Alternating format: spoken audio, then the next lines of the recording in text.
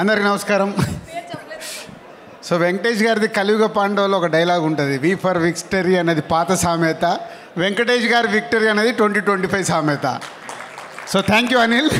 వెంకటేష్ గారి విక్టరీని మళ్ళీ 87 to 2025 ఆ జర్నీలో ఒక అద్భుతాన్ని చూపించేసావు. ఇందాక వెంకటేష్ గారు చెప్పారు, దేవుడు అడగకుండానే అన్నీ ఇచ్చావని మేము అడిగాము దేవుణ్ణి. సార్ మేము చాలా కోరుకున్నాము. సో వెంకటేశ్వర స్వామి మనకు కరుణిచ్చేసి ఇచ్చేశాడు. So thank you. అండ్ మా ఎగ్జిబిటర్స్ అందరికీ, మా డిస్ట్రిబ్యూటర్స్కి, టెక్నీషియన్స్ అందరికీ చాలా అంటే ఒక సినిమా రిలీజ్ అయినప్పుడు ఒక పండగ వాతావరణం ఎలా ఉందో ఈరోజు ఫంక్షన్ చూస్తుంటే ఎన్నో ఏళ్ళు అయిపోయింది ఇలాంటి ఫంక్షన్లు చేసుకొని.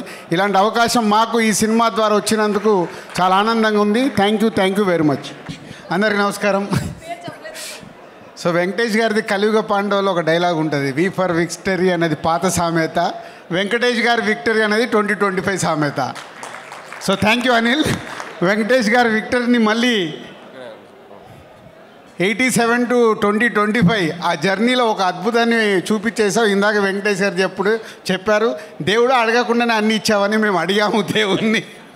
సార్ మేము చాలా కోరుకున్నాము.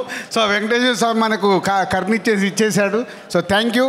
అండ్ మా ఎగ్జిబిటర్స్ అందరికీ, మా డిస్ట్రిబ్యూటర్స్కి, టెక్నీషియన్స్ అందరికీ చాలా అంటే ఒక సినిమా రిలీజ్ అయినప్పుడు ఒక పండగ వాతావరణం ఎలా ఉందో ఈరోజు ఫంక్షన్ చూస్తుంటే ఎన్నో ఏళ్ళు అయిపోయింది ఇలాంటి ఫంక్షన్లు చేసుకొని. ఇలాంటి అవకాశం మాకు ఈ సినిమా ద్వారా వచ్చినందుకు చాలా ఆనందంగా ఉంది. Thank you very much.